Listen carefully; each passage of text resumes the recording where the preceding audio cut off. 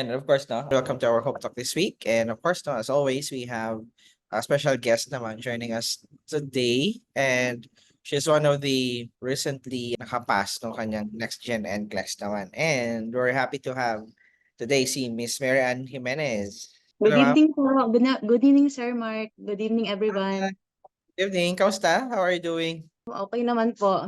Inaano pa yung pagkapasa. Kumbaga, ninanamnam pa.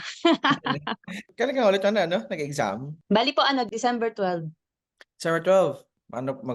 Lagpas isang buwan pa lang, no? How's everything since December 12 after nung lowest yung result? Ayun, ano naman po, okay naman. So ngayon, I'm still, nagbe-bedside po ako ngayon and then I'm on one process of sa English proficiency. That's nice. Diretso agad sa sa English test kasi Mm-mm. sayang yung momentum, Oh, it's one of the things na we always say to everyone naman na nakakapasa ng NCLEX na i-diretso na siya ng English test naman. Kasi syempre sayang yun nga yung momentum. Anyway, before we talk about things, no? So syempre, we would like you to introduce yourself muna so that your classmates can know you better naman. Okay po. Good evening, everyone. I'm Mary Ann Jimenez. I'm from Cycle 11. So, I'm 42 years old. I'm a board passer nung 2010. Then, nung time na yon, maraming nurses nun. So, ang hirap mag-bedside. Nag-volunteer muna ako for 6 months. And then, dahil sa medyo mahirap sa mag-hospital setting nun, hindi na muna ako nag-proceed ng nursing. Tapos yung mga anak ko din, lumalaki na. We have 3 kids. Yung time na yon, nasa elementary stage sila. So, nag-decide kaming mag-asawa na mag-focus na lang muna ako sa mga bata and then siya magtrabaho abroad. So yon, nung wala talaga akong bedside. And then ngayon nga, 2023, nagbabrowse ako ng Facebook. Tapos, nagpapaalam ako sa mister ko nun kasi nung time na yon, malalaki na yung anak ko nung ngayong taon na 'to, nasa colleges na sila. So, sabi ko parang na-left out ako, yung parang wala akong ginagawa tapos yung mister ko nagkaroon nung after niya kasi no'n 2016 umuwi na siya dito sa'tin. Nag-aral naman siya as a chef kasi maaga kami nag-asawa, eh. So, yung parang yung mga namin, dreams muna namin, sinet aside muna namin. Tapos, inano muna namin yung sa mga anak namin. Tapos siya naman, nung time na yon, nagkaroon ng offer sa Mindanao. So, ayun, yung parang naiwan ako dito sa bahay, na mag-isa lang ako. Sabi ko, ano gagawin ko? Parang nawalan ako ng ano. Tapos, nagpaalam ako sa mister ko, sabi ko, hanap kaya ako ng work kahit work from home lang. Tapos, wala naman din akong experience, wala din, di din ako proceed. Tapos nung nakita ko yung lecture, nagbabrowse ako ng Facebook, nakita ko yung lecture ni Sir Jay. Tapos, sabi ko, magandang mag-lecture. And then, yun na, nagsimula na ako nag-research na ako. Nag-inquire na ako sa IPAS, tapos dire-diretso na nung na yun, sabi ko mag-take ako ng NCLEX. Tapos talagang yung ako ng IPAS, eh. So yung step 1, nag-IPAS ako, tapos sila yung nag-process. Tapos nag-aantay na ako ng step 2. Ang ko, hindi na ako magre-review center kasi magastos. So sabi ko mag-YouTube na lang ako, tapos mag-QQ bank, sabi ko gano'n. Then napag-ano ko nung kailangan ko pa rin maghanap ng trabaho. Sabi ko, "Saan ako magsisimula?" Sabi ko, magbe-bedside na lang muna ako. So, naghanap ako ng bedside. Tapos sabi ko, may edad na ako para maging competitive naman sa i-update ko yung mga certificate ko. So, yun, nag-update ako ng certificate. Sabi ko, within a week, dapat i-ano ko 'to kasi kapag hindi ako kumilos, walang mangyayari sa akin, sabi kong gano'n. So, nag-process ako, nag-update ako ng mga certificates ko. And then nung pinasa ko ni resume ko sa hospital, dumating na yung eligibility ko. Within that week talaga, sabi ko talaga 'pag naiisip ko yung nangyari na yun, naiiyak ako kasi yung 1 week na yun biglang nag-change, eh. Na yun nga yung na-hire ako dun sa hospital ko ngayon. Tapos opening ng Cycle 11 ng IPAS. So tamang-tama ka ako Yung timing talaga, yung basta yung within that week na yun nangyari lahat yun. So nagre-review ako, tapos nag-aaral ako, bedside ako, tapos try ko daw mag-ano din dun sa hiring na sa ano direct hiring. So yun, within that week. Pagkatapos kong maano lahat yun, dumiretso na ako sa iPass, nag-ano na ako, pa-process na ako ng step 2. Tapos, opening daw ng ano, Cycle 11. Tapos, ano daw, staggered payment. Sabi ko, o sige, sige na. Anuhin ko na to. Ate, yun, natuloy na rin ako dun sa review. Tapos, nung orientation, talagang na-move ako dun kay, ano, dun sa shinare ni Ma'am Kat na yung quotes. Tinatanong nga niya sa akin kung ano yung quote na yon. Sabi, ang shinare niya yung quote ni Brianna Weiss na ano, when it's time for something new, you will feel it. You will feel the desire to let go, to shed layers, to move, to recreate. You will know because there will be subtle shifts all around you. You will release the old because you are really clearing the path for what's ahead. Trust the process. So talagang sabi ko, eto na, pinagdadasal ko naman nga sa Diyos na i-direct ako. So tuloy-tuloy na din. Ayun na, nagre-review na ako. So and then, nung una, okay lang kasi morning shift ako, nakakaya ko pa. Dahil mag-morning shift, then yung review natin is 8 to 12. So yun, nakakasabay pa ako. Tapos nung nag-shifting na, naging night shift na ako. Nako, naging team recorded na ako. So yun, nung team recorded na, medyo na-loss ako ng track ng ano, nagkakaroon na ako ng backlog na natatabunan na ako ng review. Tapos nung bandang huli naiisip ko, sabi ko, tama ba yung ginawa ko na 'to? Nananahimik ako sa bahay, eh. Dapat nag-focus muna ako sa NCLEX tapos tsaka ako nag-bedside. Tapos nung ano, napag-isip-isip ko, hindi tama din ginawa mo kasi ilang years akong natengge, eh. Yung mga practical na instances na ano ko na nakatulong yung sa bedside experiences, yung lumabas dun sa test. So sabi ko tama yung ano pati yung medication, eh, kung nagbabasa lang ako ano yung medication na yun. Ayun nga pala nung time na nag-ano din ako kay Sir Jay, kaya na-move ako ni Sir Jay nung una. It's ano, eh, about anticoagulants, yung lesson niya. And then yun, sabi ko nakakasagot naman ako kaya lang hindi ko masyadong ano na anticoagulants and then yung peripheral vascular diseases. Nung nag-exam ako, talaga pong umano din, lumabas din siya, nandun siya. Ayun, tapos nung kinamusta ako ni Sir Fern nung huli, akala niya retaker ako. Sabi ko, "Sir, hindi, first timer ako na magte-take." Nung sinabi kong gano'n, araw-araw na kami nagre-review ni Sir Fern na gabi-gabi. Ayun, sabi niya, "Ma'am, sige ano tayo, gabi-gabi 'pag leave, 'pag ano ka, available ka ba ng ganitong oras?"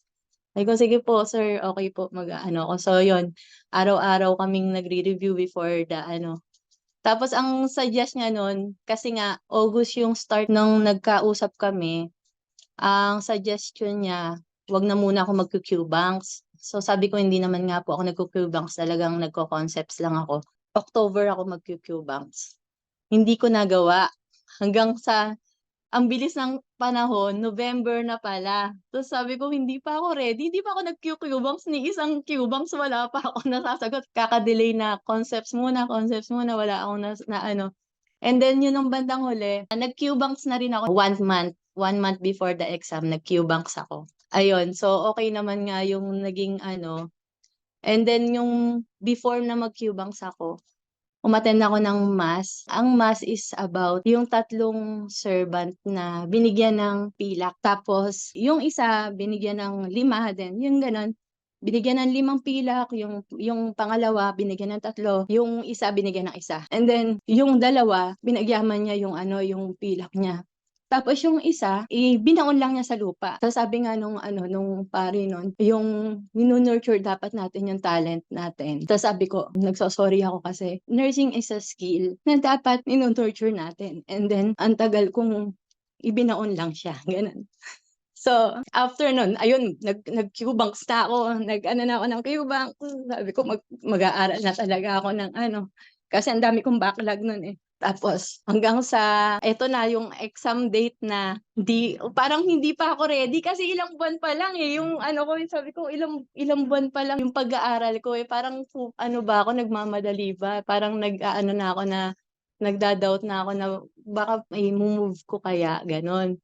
Tapos hanggang sa nung ano na, nag-final coaching na ako kay Coach Kat, inano na lang niya ako, yung brineef na lang niya ako na wag ka ng magsasagot, wala na, wag ka ng mag-Q banks, wala na. Mag-brush up ka na lang ng mga lectures, gano'n. And then yun nga, examination date, nung ano na mismong examination ko, yung talagang inano ko lang sa sarili ko na relax lang, enjoy ko lang yung test, sagutin ko lang kung ano yung ano ko, wag akong manghuhula as much as possible, gano'n. Tapos pagpanik ko dun simula na nung yung locker, yung nagbibigay ka na ng mga ano, senyas na baka-baka, gano'n. So yung locker ko, ang nabigay sa'kin number 26, sabi ko, "Uy, sa birthday ko." Sabi ko, "Thank you God, eto na." Ano talaga, papasa na talaga ako. Tapos nung binigay sa'kin boot number 43, 42 na ako. Sabi ko, "Baka 43 makakapunta na ako ng Amerika." Ano yun, sabi ko, "To thank you po." Then nag-ano na talaga ako, kine-claim ko na na makakapasa ako. Tapos ang lagi kong dinadasal, hindi ko po alam lahat ng tamang nursing process, pero I hope na ma-prove ko na safe nurse po ako sa Board of Nursing. Kaya po yun lang lagi kong inaano, sabi ko hindi ko alam lahat ng ano, ng tama, ng rationale, hindi ko lahat alam yan, pero sana ma-convince ko sila na tama naman akong bigyan ng lisensya. So yun. So nung ano na, nagte-take ako ng examination day na, naririnig ko yung mga ano, mabibilis silang sumagot, yung teklado ng ano, ng computer. Sagot sila, mga ang daming sumasagot, gano'n. Tapos binigyan ako ng case study. So yun, yung case study, totoo yung ano na kung saan ka mahina talaga, yun ang bibigay sa'yo, eh. So pedya yung binigay na case study, tapos sagot ako sagot. Nung pang-4th mali ako, eh. Mali ako dun sa ano, kasi 'di ba yung pang 5th and 6th sasabihin na yung ano, yung management, sasabihin yung sagot, yung sakit, tapos yun ang sagot. So mali ako. Tapos sabi ko, "Sige lang, tuloy lang." Sagot uli ako, and then before na mag-break, nag-case study uli. Ang lumabas na case study, yung sakit ng biyenan ko. So sabi ko, "Ay, okey, thank you po. Ito na alam ko 'to." Kahit ako nurse nun, alam ko na lahat ng medication, lahat ng management. So yun, nasagot ko ta's nag-break. Ta's sabi ko, hindi ko tinitingnan yung ano, hindi ko tinitingnan yung screen kung anong oras na ako, kung anong number na ako, hindi ko siya talaga tinitingnan.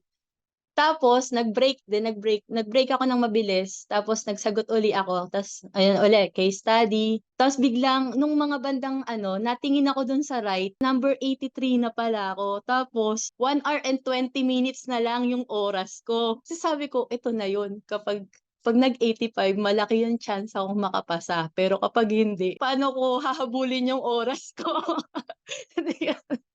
Tapos eto na, number 83, yung kaba ko talaga, masyadong kaba, kabadong-kabado ako. 83, sagot, 84, sagot. Tapos yung 85, kinakabahan na ako, sagot. Nagtuloy pa rin yung computer. Sabi ko, "Ano ba 'to? Diyos ko, baka 150 yung ibabato sa'kin.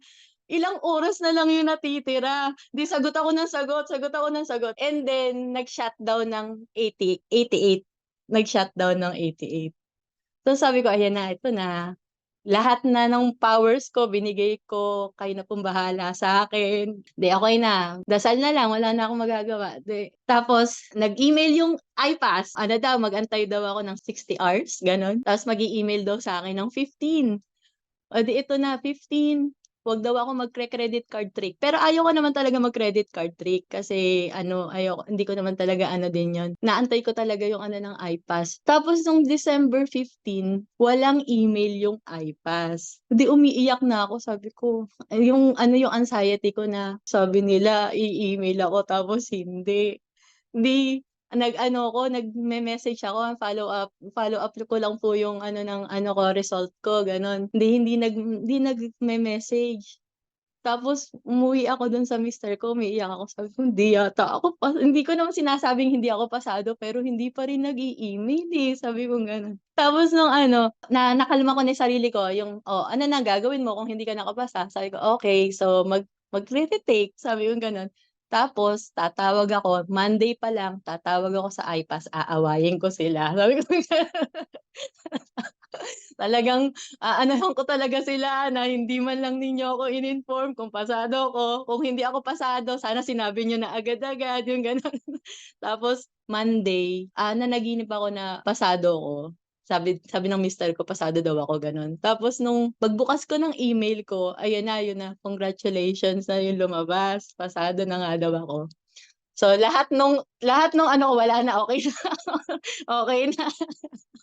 Okey lang, tapos nag-browse ako, Christmas party naman pala ng I-PAS, hindi ko naman pala alam. Sabi ko, kaya naman pala, hindi ko naman kasi nakita ka ako na ano, nag-ano pala sila na nag-abiso pala na Christmas party, sabi ko ayun, so yun, ayun after nun yun, in-announce na na inano na nag-email na pasado na. So yun, very, very thankful talaga dun sa I-PAS from the start hanggang sa lecture, lahat talaga, very, very thankful ako na pati yung grupo, lahat walang ano talaga yung support ng community talagang, nandoon. I see. That's nice 'no. Grabe ano, I mean 42 years old ka na pala, parang hindi ka pa 42, I mean, well, I mean sa pagbobola pero I mean Ma'am Shel 'no, kasi she mentioned kanina na yung mga anak niya daw nasa college na. Nasa college na sila. So nung time na 2010, elementary years sila nun, eh. Tapos yung Hmm, isa preschool. So nung nag-duty ako ng 6 months, uuwi ako, yung anak kong bunso yakap-yakap yung ano ko, yung picture ko na yung katabi niya gano'n. Tapos sabi ko, "Nakaka-guilty naman 'to, tapos wala naman akong suweldo, yaman na nga ako." I Kaya see. yun, Ang ninano ko na muna. ang cute 'no, and I mean, what's really interesting about that is yung sabi mo kanina is like you were motivated doon sa isang quote galing kay ano 'no, kay Coach Katrina tapos yung kanina Mm. is like talagang natandaan mo pa yung ano, topic kumbaga doon sa math 'no? It's really nice 'no, talagang natandaan mo pa yun, yung specific na details dun 'no. So Oo, kasi nga yun nga, yung parang tama ba yung ginagawa ko, parang gano'n, yung parang naghahanap ako ng ano, ng sign. oo. So dun pa lang 'no, you were ano na, a reassurance na, "Okey, what you're doing is tama 'no, yung desisyon mo na review ng NCLEX 'no is tama 'no." Kasi yun nga Oo. may mga signs nga naman 'no. And not just dun kasi I'm gonna tell you 'no, one of the things kasi minsan 'no na nagiging advice is like it's nagiging ano, immediate notion nung iba is that meron silang idea na magke-question bank ka lang tapos magso-Saunders ka lang 'no, eh, okey na with Ayun the nga yun, oo. NCLEX. And you mentioned initially 'no na you initially thought na, "Okey magki-QBank lang ako." Pero what made you decide na mag-enroll na lang sa program after that initial strategy sana na inisip mo noon? Ayun nga, yung parang I'm looking for an online review kasi nga bago lang ako dun sa trabaho ko. So, feasible lang 'to na maghahanap ako ng online review. Tapos sakto naman nga nagpa-process ako ng step 2 ko. Tapos opening nga, yun sabi ko, masisimulan ko yung review. Ayun nga, ta's kasi nag-try na akong nung habang step 1 nagwe-wait ako ng eligibility, nag-try na ako nag-YouTube, walang pumapasok sa isip ko. Kaya sabi ko, umaano na rin naman ako ng siyempre hindi naman biro-biro din yung gastos, gumagastos na rin lang ako, yung ano na, yung isang take na lang para ano na, wala ng repeat, gano'n. So Hmm. yun, na ano ko ta's ngayon nga, kaya din ako na-convince din dahil nga napanood ko si Sir Jay na magaling mag-lecture. So sabi ko, mukhang magaling naman talaga sila. So yun, kaya nag-ano na rin, nag-proceed ako dun sa I-PAS. Nice. No regrets naman? Oo, no regrets, no regrets. Sulit na sulit. For those, ano 'no, na I mean, kung hindi pa nakaka-enroll sa program or for those na still trying to figure out kung paano ba yung siguro I may say na parang pinaka-safest option to really prepare for your exam is to invest na lang in programs like mga online reviews kasi it's a little bit tempting for those 'no, na nagtatrabaho kasi nga mahirap nga talaga ipagpasabay yung work and review at the same time. It's tempting for them Mm. to just do practice question like question bank kasi that's practical in a sense na madali siyang gawin. Kaso nga lang, Mm. yung problema doon is hindi kasi maganda yung training na makukuha if without the concept, no? I mean, I always Oo, say, yun po. Talagang dapat focus muna sa concept. Yun muna talaga. kasi you cannot be able to answer the questions, of course, doon ng question bank mo, or for example, you cannot really do a lot of critical thinking doon kasi nga walang concept, no? I mean, paano mo Mm. interpret yung data, kumbaga? It's like, how are you going to do an educated guess, kumbaga? Kasi you are not educated with the concept, no? So, ano Line, lang yan, maghuhula, tas, di ba, sa bandang huli may rationale, okay. Pero yung retention, wala. Walang retention. Tatamain ka ng computer na, mali yung sagot mo kasi ito yung sagot mo. Pero, hindi mo maano walang retention pag walang mastery of concepts. That's really true. And that is one of the common na challenge ng mga adult learners kasi is yung issues about retention. Hindi tayo magkakaroon ng magandang retention if we don't have concept mastery. And you know, I mean, at least we're happy na nag-change yung mind ni Miss Mary Ann, no? Nag-decide siya mag-review na lang. And of course, no, thanks to Sir Jay, ayan, nakatulong na mag-convince kay, sa ating mga students naman. Ayan, so ito, Oo. Miss Mary Ann. So, all in all, no, in total, how many months ka nag-prepare for your exam? Bali, yun nga po, nag-start ng August, 4 months po. Yung yung waiting while waiting, nag-ano-ano na ako ng YouTube. Pero yun nga, yung Ah, parang wala lang.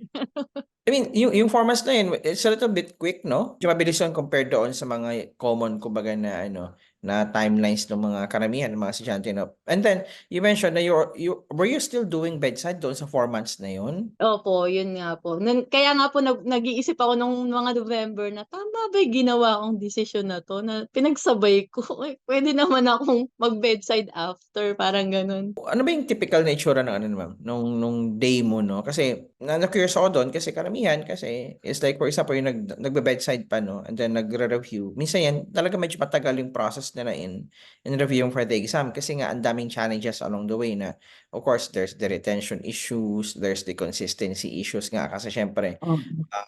hindi yun guaranteed na maka-attend ka ng classes mo is because nga may duty and you mentioned kanina, 'di ba, na nag-shifting na medyo na-challenge Ayun. na kasi nga initially Oo. you're able to attend the classes kasi morning shift ka pero nag-night shift na yun nagka-problema. So, how did you manage to pull it off kumbaga yung review mo na working ka, parent ka, and nagre-review pa at the same time in just 4 months? Yung kumbaga disiplina talaga tsaka consistency, tsaka yung ano mo talaga, committed ka talaga dapat na mag-aaral ka within a day, dapat meron kang ma-accomplish kahit na ilang topic lang, gano'n. Tapos 'yan, with the help of my children tsaka yung husband ko, talagang wala muna akong chores, sabi ko gano'n, ilang buwan lang, kayo na muna.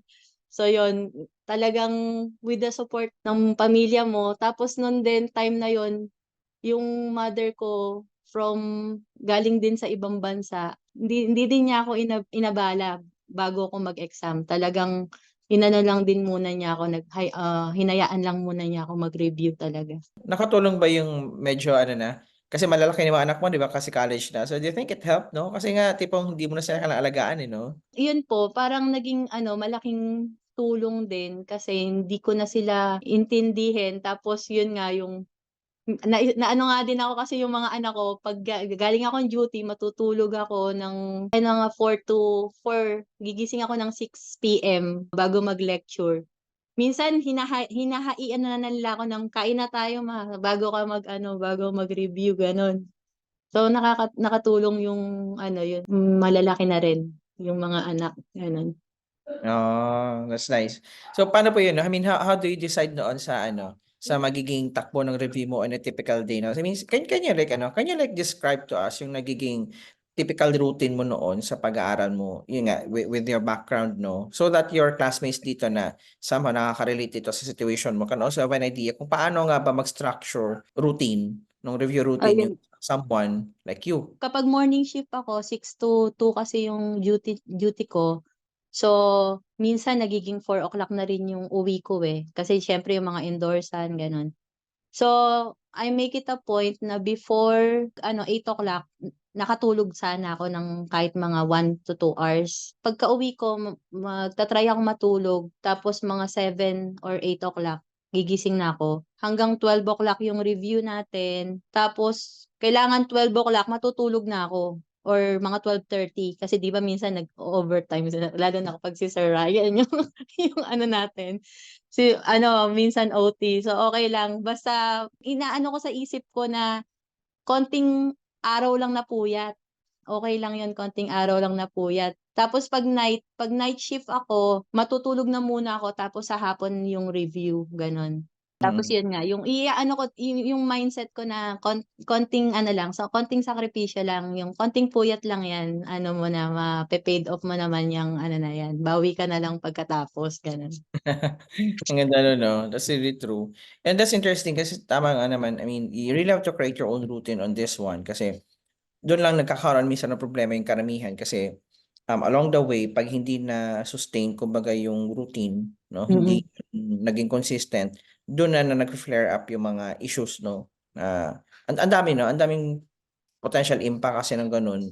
And I really admire you 'no, kasi you were able to pull this off in just 4 months. Talagang alam mo na, "Oh, sige dapat 'pag day shift ako dapat matutulog muna ako para oo nga naman para meron kang energy from 8 PM to 12 midnight." Oo, para po hindi ko tutulugan yung lecture, Oo. kundi natulog lang din ako dun sa lecture. True.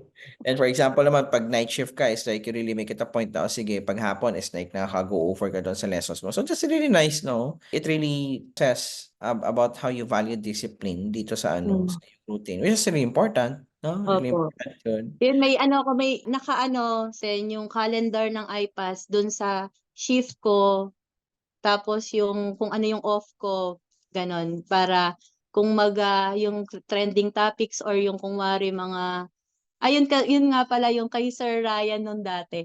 Nung trending topics na ng November, December passer, hindi ako naka-attend.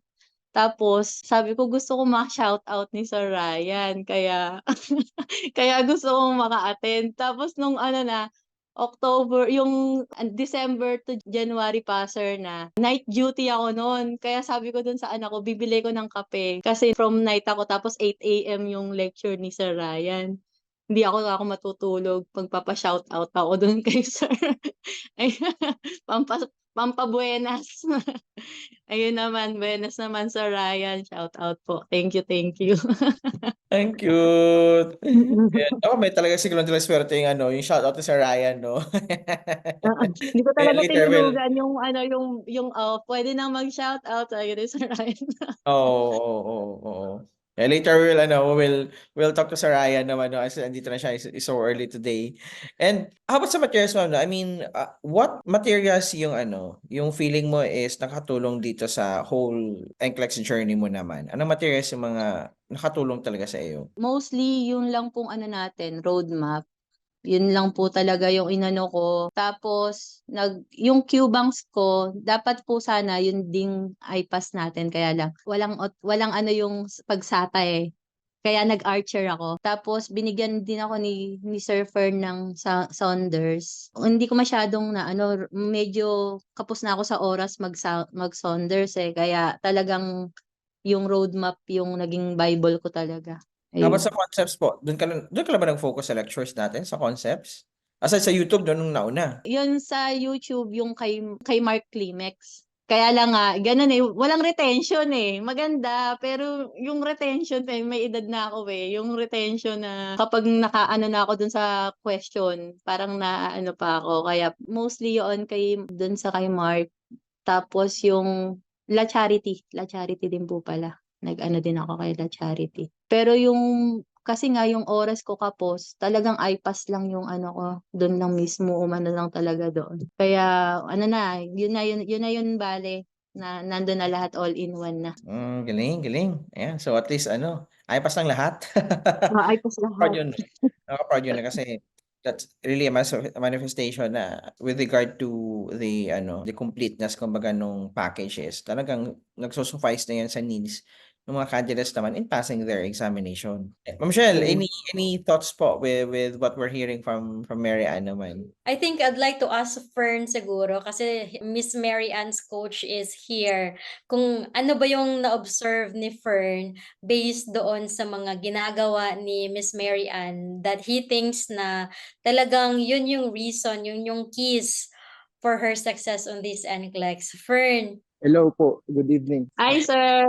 Congratulations from Mary Ann Menes. So Thank you. actually narinig ko yung kwento, ma'am, medyo talaga inspiring. And kung nabanggit ni Ma'am Mary Ann na almost every night kami nagpa-practice nga kasi nga before that nagpaalam ako kay Sir Mark na Sir Mark, I'm aware naman na may time or day, let's say session limit ang coaching, pero since nag-umpisa kasi ng coaching ng August 21, so yun yung first day ko, which is si Ma'am Mary Ann yung one of my first students.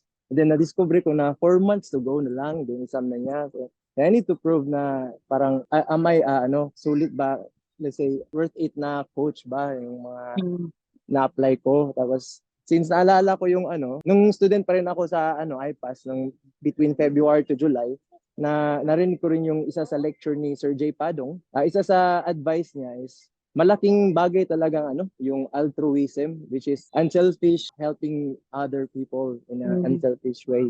So sabi ko, Sir Mark, kahit na walang Sir Mark, walang bayad. I will try to help Ma'am Mary Ann. Basta at least may passer ako ba sa first coaching experience ko. Ganun. So which is talagang worth it siya. Then I admire her yung parang let's say persistence, and then yung grit and passion and yung goal na to pass, kasi nga yung naalala niyo yung quote ni Ma'am Kat, ganun. So, talagang pag-focus ka tapos may goal kang tinitingnan. As the same thing as Miss Rachel's advice nung interview nila Ma'am Cecilia last 29. Sabi ni Ma'am Rachel is begin in the end of mind. It means like ngayon pa lang alam mo na anong mangyayari sa iyo. Let's say if 4 months from now exam na, then or let's say 6 months from now exam na. So ngayon pa lang alam mo na kamit mo na yung goal na yan. So parang everyday mo siyang mindset ba, iniisip mo dapat USRN ako or Australia RN or Canada RN. So yun. So talagang malaking bagay yung helping people, and of course Miss Mary Ann's persistence and then grit and passion to pass the exam. Thank you, Coach Yeah. Fern. Yeah. Enjoy malling. Pauwi na galing ako nag-dinner ako para pag-uwi mag-edit ng questions, diba? Yeah, commercialize ko. Coming soon, question banks ng IPAS. Yes. Yes. Coach Fern is one of our question Yeah. developers, and he is Yes. doing a lot of efforts for this para to support our students and our classmates. Coach Fern, thank you very much for all your contributions. Thank you, sir. Thank you, sir. Actually, in-apply ko kay Mary Ann ang mga questions. Kasi nag-practice questions din kami ni Mary Ann. The more I practice as a coach, the more I understand how to then construct questions for NCLEX, related to NCLEX. And of course, thank you to Sir Ryan Lim, kasi actually siya yung pinaka-main source ng questions natin. Thank you, Coach Fern. Yes. Thank you for editing, sir. Thank May you. mga kasi mga type errors sa answer kasi change ko yung hindi ko na change yung answer. Thank you, Sir Fern. It's really an effort. But right now, I'm trying my best na hindi na mangyari. Much better now with NGN na talaga. Yes, Yeah. we really have to keep up with, Yes, and we really have to innovate kung ano yung kailangan ng needs ng mga students natin for us to be able to deliver and maintain excellent quality doon sa binibigay natin. That's how passionate our coaches and our educators are. So, thank you, Fern. Back tayo doon sa question ni Sir Mark, if yung comments ko sa, I think one of the key reasons why Miss Anne was also able to achieve this one is because mainly she is a mother. As a mother, she has already a lot of things that she has sacrificed. May experience na siya sometimes, when you are already a parent, you're going to really have selfless love. So, coming from that virtue na nagsasacrifice ka for your kids, for their betterment, for the better future of your kids. And she was also able to apply this one on her NCLEX. There's a lot of things that she has sacrificed And that's really because of the goal that she wanted to achieve on for her life. And this is all because she wants to provide better future for her family and especially to her children. So makikita natin yung virtue ng sacrifice dito. And I know you guys are also sacrificing so much for your goal. And there are really a lot of things that we might encounter along the way na kailangan talaga natin ng magsakripisyo. We sacrifice because we are working, yet we have to do more effort. Double efforts tayo, triple efforts, especially if we lack the time na we don't have the luxury of time to have like 6 months, 7 months of preparation. We only have this much. So, ano yung pwede kong i-exert na more efforts pa? So, sometimes nababawasan yung oras natin para sa pamilya natin. And sometimes, nagigilty tayo doon. Pero we have to do this because this is our priority as of this time. So, talaga makikita mo doon kay Miss Mary Ann, based on her story, na malaki yung sinasakripisyo niya. So dito sa journey na to, for these NCLEX, we have to really integrate that virtue na there are times na kailangan nating mag-sacrifice, and in sometimes, hindi natin gustuhin yung isang bagay na yon, but we just have to do it because there's a bigger purpose.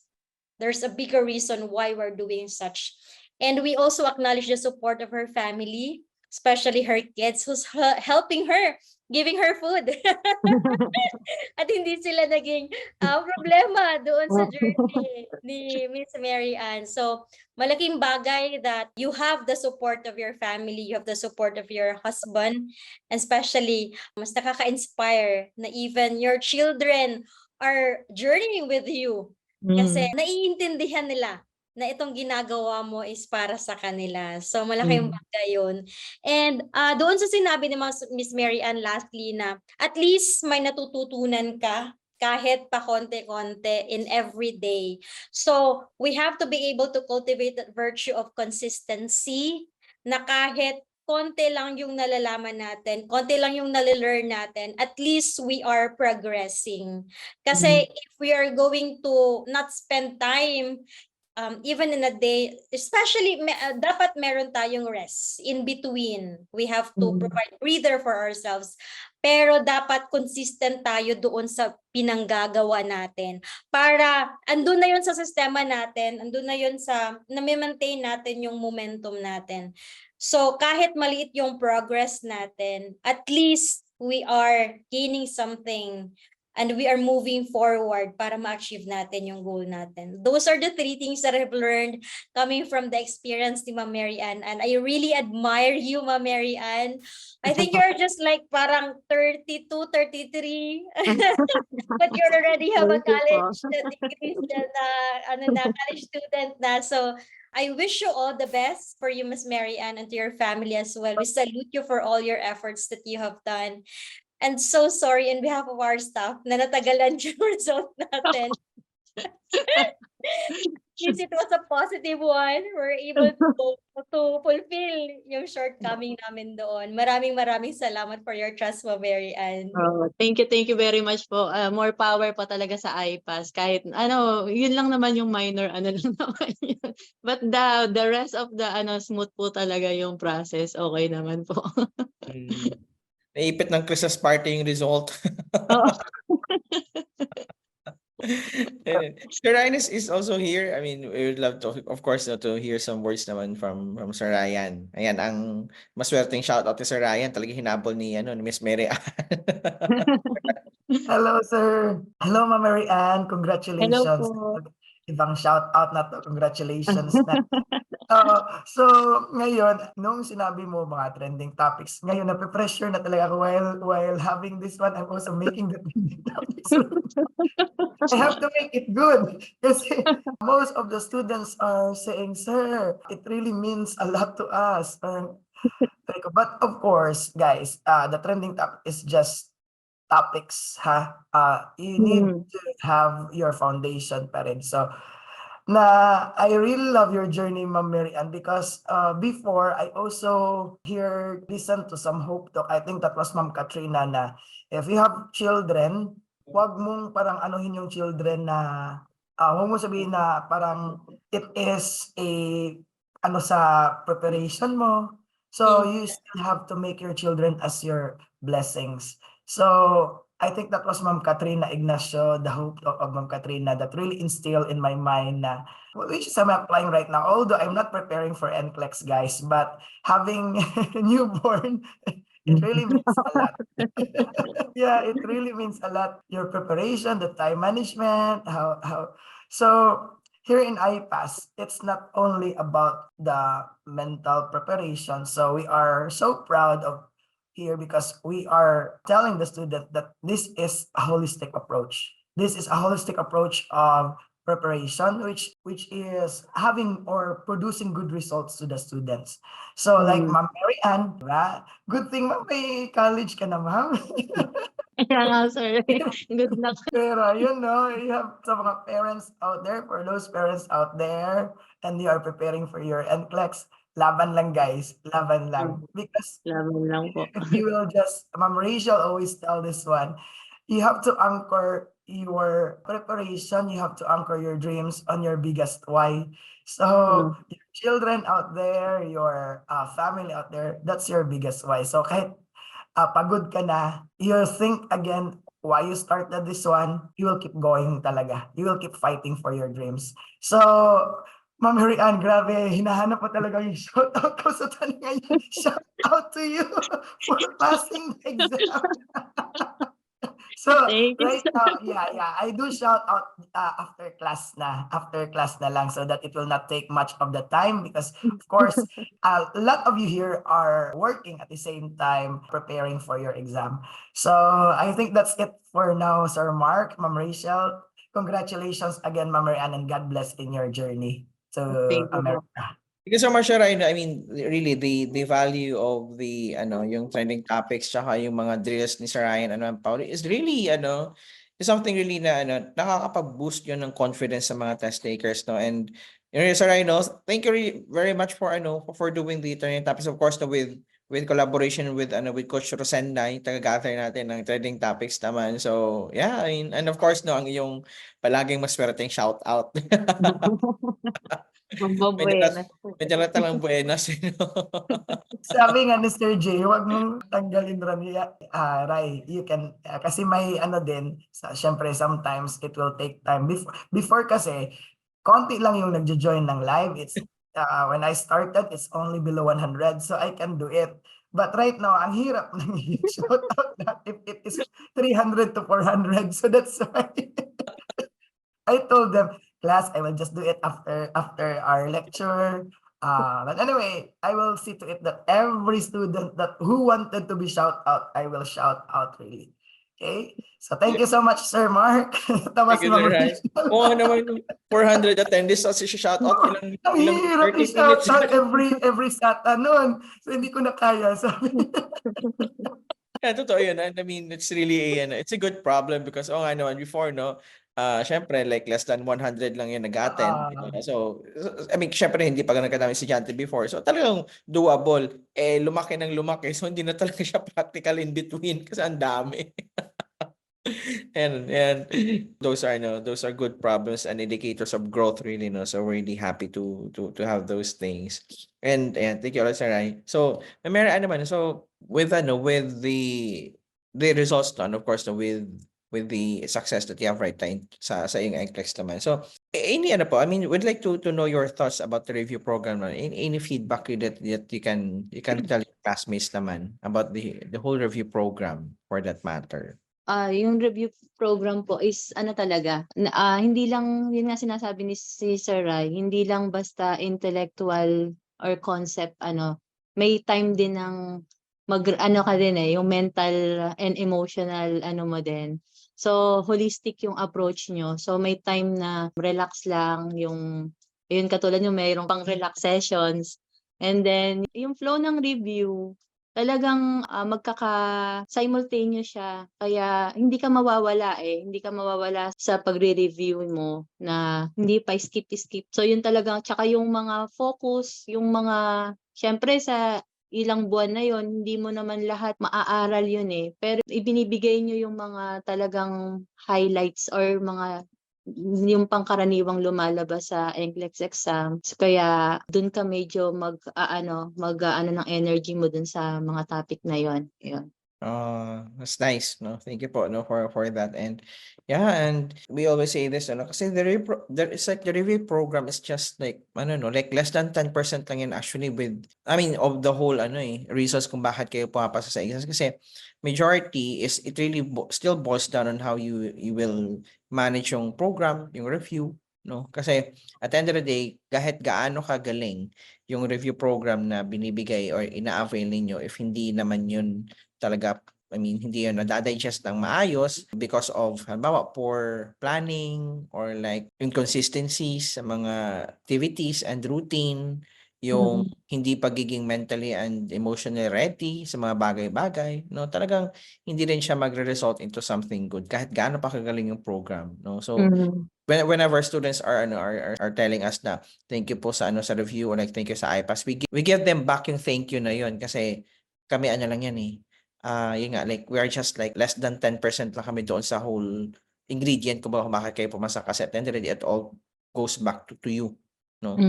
Bagay na yun. So, Yun po. Tapos yung din, yung emotional, yung pag-ano mo din sa, yung conditioning, mind conditioning mo before the exam is importante din yun. Yung final send-off, yung send-off na coaching, talagang din yun, yung kailangan relax ka na, yung talagang wala ka na dapat gagalawin na Q-banks, tsaka yung iaano mo na talaga yung pagdating mo dun sa exam na talaga na hindi ka dapat lalabanan mo yung anxiety mo, yung ka dapat, yung para ka lang nagre-review na kailangan pasado, ganun. Yun ang din dapat, yung mind conditioning din, na inaano din ng review na to. that's nice, no? And yeah, we always make sure na hindi lang kayo intellectually ready to take the NCLEX, but you are also emotionally and psychologically prepared to sit for the exam. Ayan. So, syempre, no, meron kaming since officially graduate ka na sa review, so meron kaming pa-diploma naman. So, please accept this NCLEX Ayan, certificate thank you. naman. So, we're giving this to you as a token. So, this is a proof that you are a safe nurse based on the standards of nursing practice. So, this is signed by me and Sir J. Padong naman. So, may this Thank you. certificate pa, will really remind you of all the hard work and lahat ng nung ginawa mo for these exams naman, kasi this is a manifestation that you really did well, no? Product ito ng iyong pagsisikap. Thank you po. Ayan, no? And of course, we thank the people who's been really hands-on sa iyo na tumulong, no, sa iyong pag-review. Yung nga naalala ko si Fern, no, sabi niya, sir, pwede ko bang i-monitor sabi ko, sure ka? Na makakapagod ka diyan kasi may Kasi schedule. nagulat siya nagulat po siya December 12, Okay. yung parang first time mo pa lang pala, ma'am, sabi niya. Tapos yun nga nung siya na kaya inaraw-araw po, monitor niya ako araw-araw. So at least, no, ganun ka-committed yung team. Sabi ko kay Fern, Fern, sabi ko, sure ka dyan? O sige, kung sure ka na hindi ka mapagod dyan, go ahead. Sabi ko, pwede lang ako kausap. But of course, that's really it's really a testament of how he really wanted to help you out, especially lalo yung mga malapit na mag-exam. So for those na mga andito ngayon na malapit na mag-exam but still haven't had attended a single coaching session, so please reach out to us, no? It's always important to those conversations kasi nakakatulong talaga yan, ha? Ayan. Walang bayad yun. Okay? So, i-capitalize nyo yun. Alright? So, again, Ma'am Mary Ann, so we really wish you well sa iyong Thank you mga po. steps, and yung English test mo, no doubt, no, makukuha mo na agad-agad yan kasi you have a good system in thank you place. po. You have you have a good habit sa pagre-review. So, malamang sa malamang, no? Siguro after like, 2 to 3 months, makapag-visa screen ka na. Okay, thank you po. Alright. Thank you. IPAS processing made easy for you.